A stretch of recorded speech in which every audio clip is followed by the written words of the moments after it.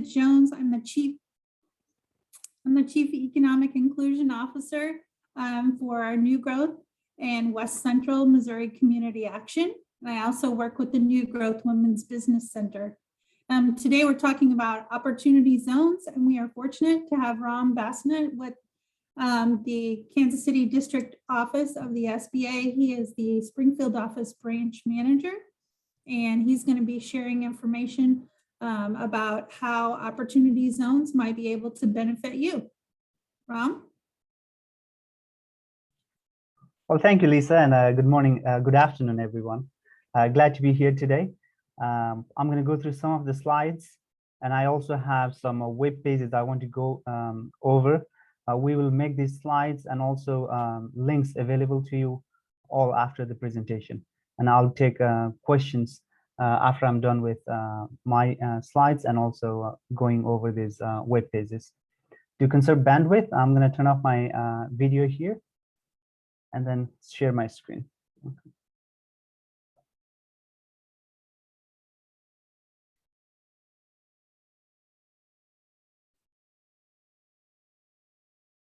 Lisa, let me know once you can see this screen. Okay. We can see it. All right, perfect. Thank you. All right. So let's talk about SBA a little bit first. The U.S. Small Business Administration, it was established back in 1953 with the Small Business Act of Congress. The primary mission of our agency is to help small businesses start, grow, expand, and recover. You all probably are familiar with SBA currently because of the Paycheck Protection Program and also the Economic Injury Disaster Loans. There were other COVID-19 related relief programs for small businesses like the sheltered venue and also the restaurant program as well. So we serve all U.S. states, 50 states, including U.S. territories. And we also invest substantially on our resource partners to help with low-cost mentoring, counseling, and trainings, and things of that nature. And some of our partially funded resource partners are SCORE mentors, the Small Business Development Centers, a Women's Business Center, of which Lisa is part of, and then the Veterans Business Outreach Centers. All of these resource partners can help providing training and counseling and things of that nature to small businesses on various topics, but then they have target groups as well, like the Women's Business Center primarily focuses on women entrepreneurs, even though they can help everyone. And the Veteran Business Outreach Center focuses on veteran entrepreneurs. And again, other population can receive services from them as well. Okay. And the Small Business Development Centers, there are 12 service centers in the state of Missouri. There are several housed here in Southwest Missouri, one at Missouri State University in Springfield, one in Missouri Southern State University in Joplin, and then there is also one in State Fair Community College in Sedalia, Missouri. And there are several others across the state. Okay, and then SCORE mentors, and again, these are folks that have been in business or have extensive leadership experience in the industry, and they volunteer to become mentors, and they can mentor small businesses. There is a chapter here in Springfield, Missouri, and also in the Lake of the Ozarks as well. And there are several chapters across the state in both Kansas and Missouri. Okay, let's talk about opportunity zones. And again, the goal today here is to provide a high-level overview of what opportunity zones are, and then highlight a little bit on how that relates to small businesses. This is a treasury program, so we're not going to get into the very details of it. We'll keep it simple and talk a high-level overview of the program. There are several other webinars that are coming up through Missouri Department of Economic Development, which dives deeper into the programs. And Lisa Jones is going to share some of that information towards the end of this presentation. Okay. And again, the opportunity zones were passed in the 2017 Tax Cuts and Jobs Act. The goal is to promote long-term investment and jobs to low-income communities by utilizing unrealized capital gains. The tax law allows investors to take capital gains and defer payments on those taxes by investing in opportunity zone funds. We'll talk a little more about this later. The unique side of the Opportunity Zones program was that the state governors were tasked with designating up to 25% of their qualified tracts, or a total of 8,766 census tracts to be Opportunity Zones, which was completed in every state, 3 territories, which includes 1,400 universities and 200 military bases. And again, created by Tax Cuts and Jobs Act 2017, is an economically distressed community. Opportunity zone is an economically distressed community where new private investments under certain conditions may be eligible for preferential tax treatments. It's a location-based program based on low-income community census tracts, poverty rate greater than or equal to 20%, or median family income does not exceed 80% of statewide family income if located outside of metropolitan area, or tracts in which median family income does not exceed 80% of statewide median family income or metropolitan area median family income, whichever is higher. So basically, it's a location-based program. Individual states could nominate up to 25% of eligible census tracts. Tracts were certified in 2018. The Opportunity Zone designations are valid for 10 years. And the program is administered by Community Development Financial Institution Fund of the Department of Treasury. And then I'll share with you some links here towards the end of the presentation, where if you need to get into the details of the programs, you can find information there. So how does the Opportunity Zone program works?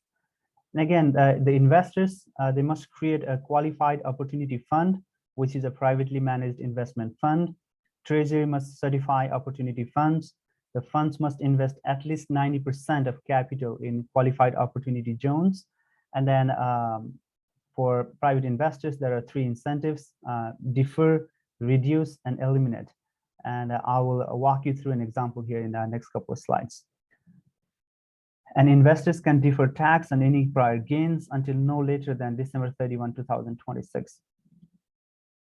Important quality of opportunity zones. I mentioned this a few slides ago.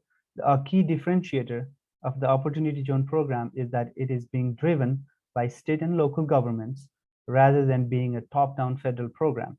This approach ensures that issues unique to each community are identified and addressed directly by local leaders for their individual regions. So where are opportunity zones? There are more than 8,766 opportunity zones in 50 states and 3 territories. Approximately 6,300 or 72% of opportunity zones are also designated as a hub zone. A hub zone is a historically underutilized business zone, and there are certain privileges when it comes to federal contracting for businesses located in hub zones.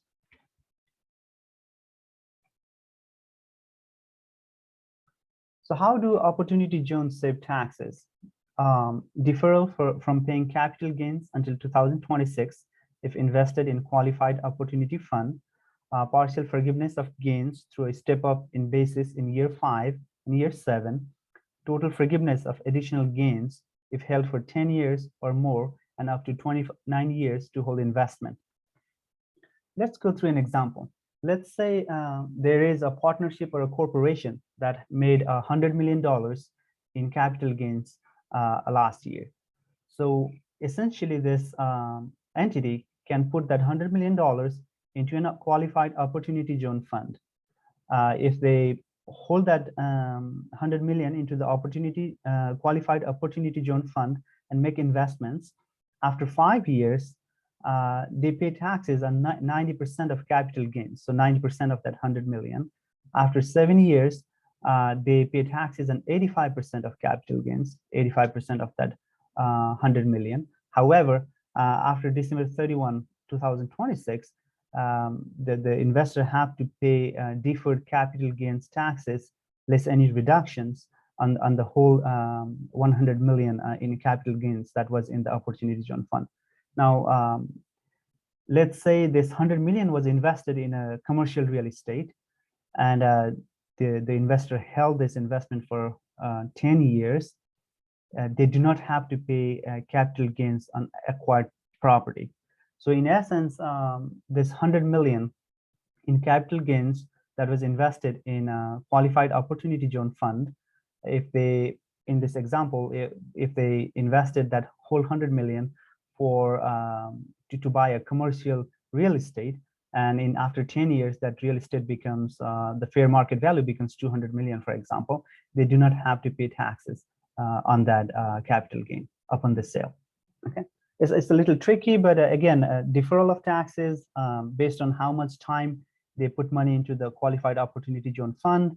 There are tax deductions, and then appreciation of capital in those investments. If it is held after 10 years, they do not have to pay capital gains upon that sale.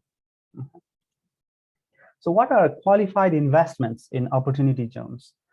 So qualified opportunity zone businesses, they must have substantially all 70% of its business owned or leased in opportunity zone.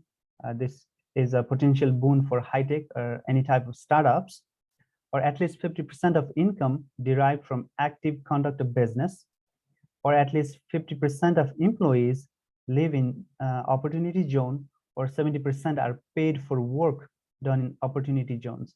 So that's there are some flexibilities there, like the landscaper rule. You might have a business in location A, but then a substantial portion of your work is done in location B, which happens to be in a qualified opportunity zone area, then your business might be qualified. For property, you must have substantially improved basis, must double in 30 months. That's basically, let's say a qualified opportunity zone fund purchased a property for 100,000 in a designated area.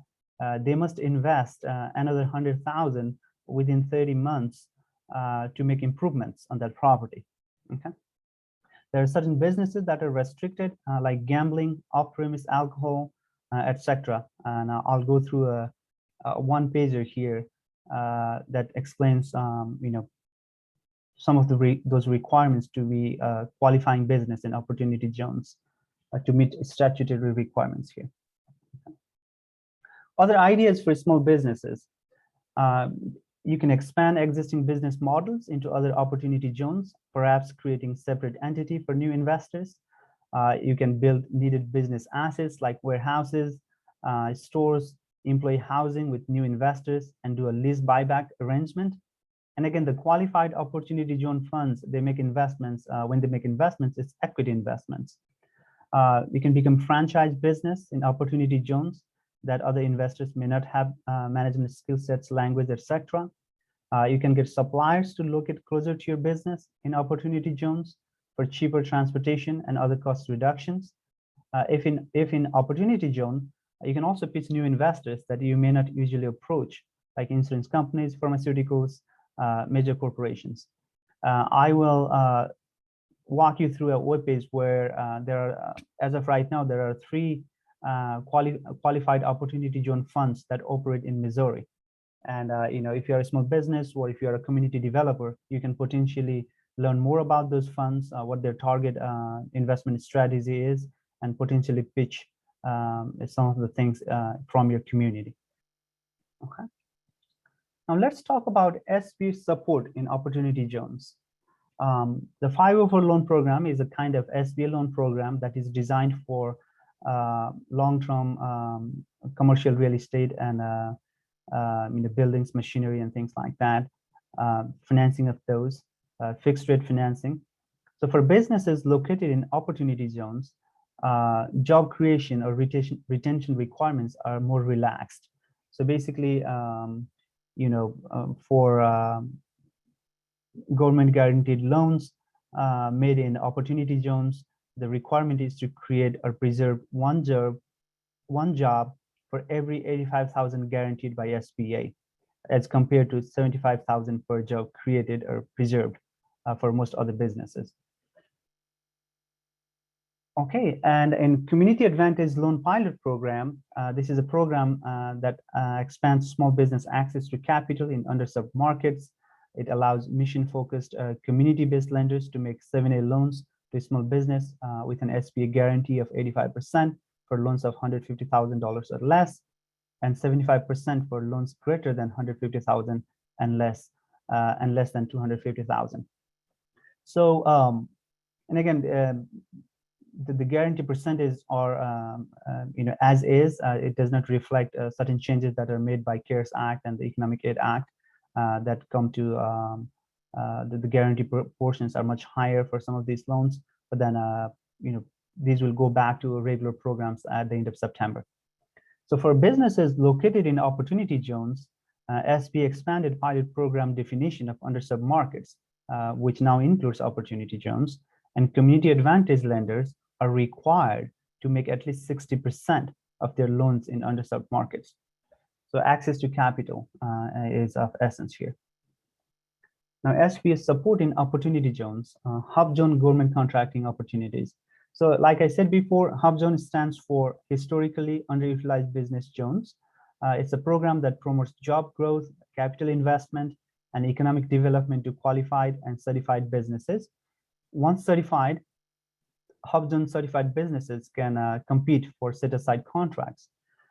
So federal agencies have a 3% goal for all prime contracts from the bucket of all the prime contracts that federal agencies have, 3% has to be set aside or awarded for businesses located and certified in hub zones. So approximately 73% of existing opportunity zones are also designated as hub zones. So if there is a business in opportunity zone, they can potentially get funding from qualified opportunity zone funds, and then they can get certified for hub zone and potentially bid on federal contracts, those set-aside contracts. Given the government purchases or consumes those goods or services produced by that small business. So there is a new opportunity zone website, that's opportunityzones.gov. Again, we'll share these slides with you, which has all the details of the program. It is a hub of information for all interested parties in opportunity zone initiative. The websites include interactive maps, links to opportunity zone focused websites for each state territory, comprehensive federal tools, and things of that nature. All right, state and local efforts. And again, there is an opportunity zones toolkit. When we share these slides, you can basically click on that and it explains, it provides a roadmap to planning for economic development within opportunity zones. These are developed by members of the White House Opportunity and Revitalization Council.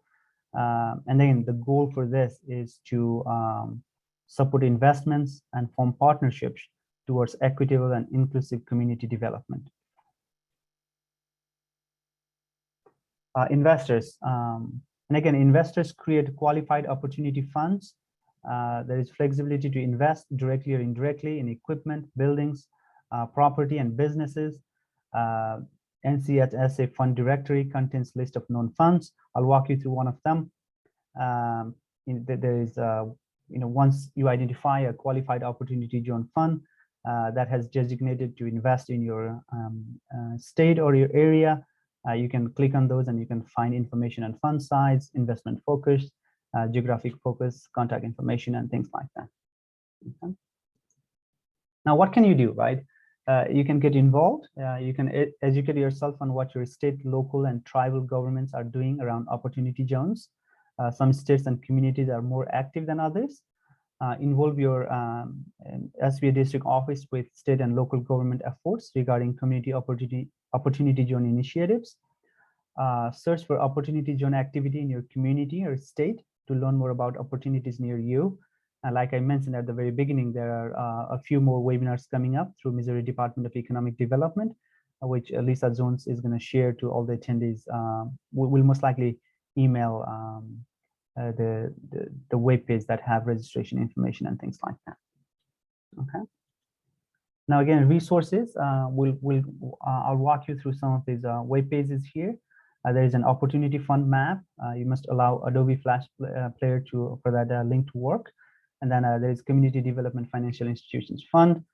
All right, with that one, what I'm going to do next is I'm going to stop sharing my slides, and then I'm going to start sharing some of the links that I have open here. Okay. Bear with me here just a minute.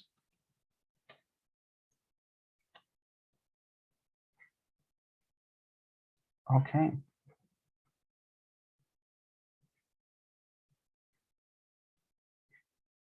Give me a nod if you can see my screen, Lisa. Okay, good. So, like I said before, the Opportunity Zone program is administered by the Department of Treasury through CDFIs. And IRS has actually created a list of frequently asked questions. Some of them are very technical in nature, but we'll share this link as well. So if you want to deep dive into deeper into the program and have very specific questions answered, you can potentially go through these questions. There are a few investor questions that I usually get on these webinars, and I'm going to go through three of those. So what is a qualified opportunity fund? It's an investment vehicle that files either a partnership or corporate federal income tax return and is organized for the purpose of investing in qualified opportunity zone property. Now, the next question here is, how does a corporation or partnership become certified as a qualified opportunity fund? To become a qualified opportunity fund, an eligible corporation or partnership self-certifies by annually filing Form 8996 with its federal income tax return. And again, the frequently asked question has instructions for that form. The return with the Form 8996 must be filed timely, taking extensions into account. And the next question that I usually get asked is, can a limited liability company be a qualified opportunity fund? And the answer to that, based on this frequently asked question, is yes. An LLC that chooses to be treated either as a partnership or corporation for federal income tax purposes and is organized for the purpose of investing in qualified opportunity zone property can be a qualified opportunity fund. And again, we are not going to go through all the details of this FAQs here today. Like I said before, we'll share this link with you, and when you have time, you can go through these questions to have some of those the information available out there. Now the next is a quality opportunity zone business flyer. I'm going to share this with you also. We'll email the link. And again, the qualified opportunity funds, they make equity investments for your business. And to see whether or not your business qualify, you'd go through this checklist. Was the property acquired by purchase or lease after December 31, 2017? Are you the original user of the property, or will you substantially improve it? Will at least 70% of the use of property be in a qualified opportunity fund, and so forth.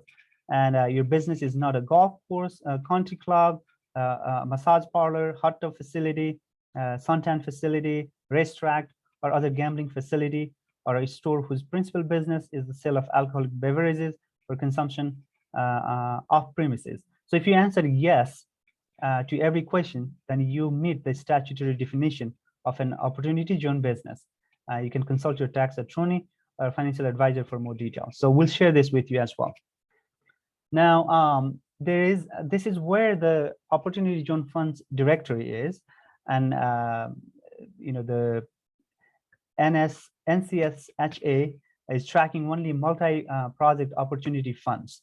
Now here I basically filtered for Missouri and hit search, and it returned these three funds. So these three funds, in addition to other states, they have intentions of investing in Missouri as well. And as you can see, the Millhouse Qualified Opportunity Zone Fund 4, the investment focus for them is multifamily residential.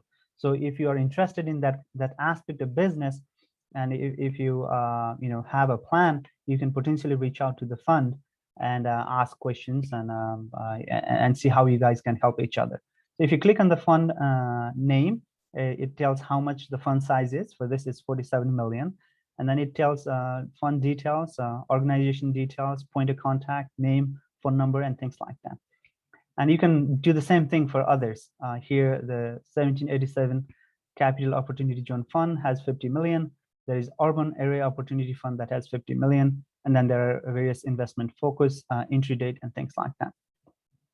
Now, the last web page I'm going to share with you here is the Community Development Financial Institution Fund webpage. And if you scroll down, there is a section here that says, are you seeking opportunity zones information? And if you click on that, it will explain you exactly what opportunity zone resources are available out there for you, including list of designated qualified opportunity zones, additional resources, a hotline, and then if you have some technical questions related to some of those forms, there is an email address as well for you to reach out to. Okay, well, that concludes my presentation. Lisa, I'm gonna send it back to you. If there are any questions in the chat box, I'm more than happy to respond to those as well. Let's see, I'm not seeing any questions right now, Ram, but if anyone has questions, please put those either in the chat or the Q&A, and we'll be happy to get you answers to those. Thanks for all that information. I know this is a kind of challenging subject, but it is really an opportunity. I'm going to show a map here and share my screen. Can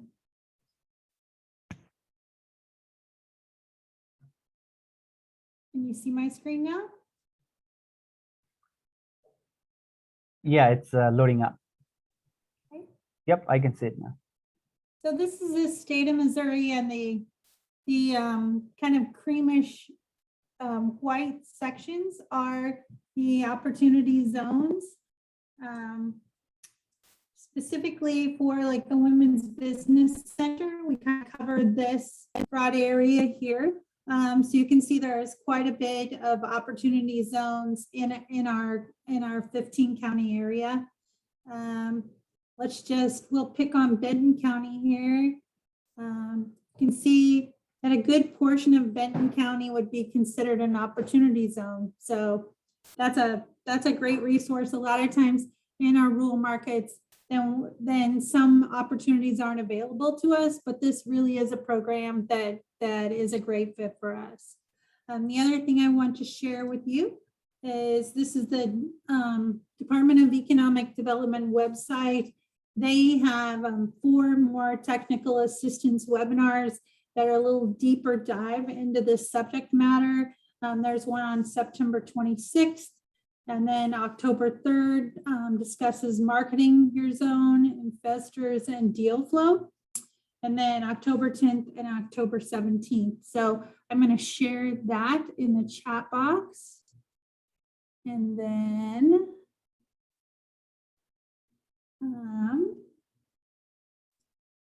stop sharing.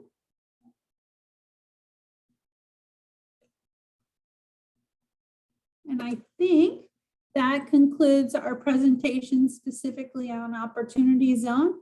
I did want to share that as the New Growth Women's Business Center, feel free to reach out to us about opportunity zones or any other issues concerning your business.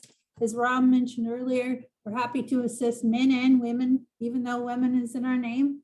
And if you have any additional questions on any other subject matter or any subjects you would like to see additional webinars on, please share those in the chat box or feel free to reach out to us.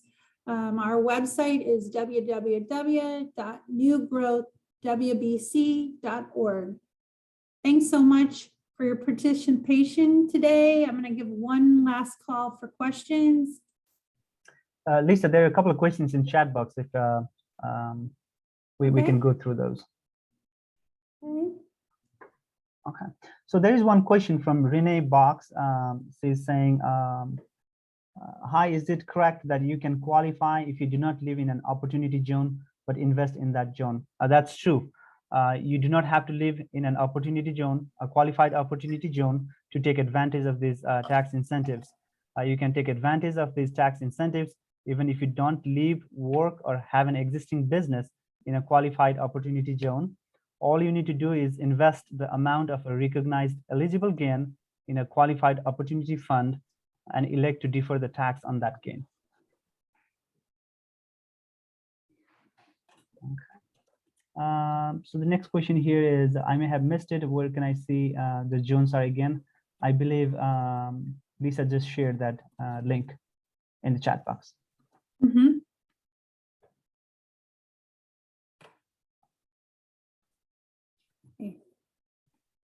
If there's no further questions, thanks everyone for joining us today. And oh, will the links shown by Ron be shared?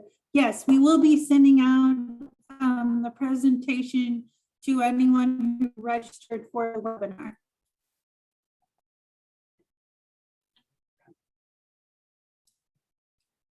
All right, thanks everyone for your time today. Thanks, Ron. We appreciate the partnership. Likewise, I'll send the PDF version of these slides and these links to you guys so that you can email it to all the registrants. Sounds great. All right, thank you. Thank You all have a you. good day.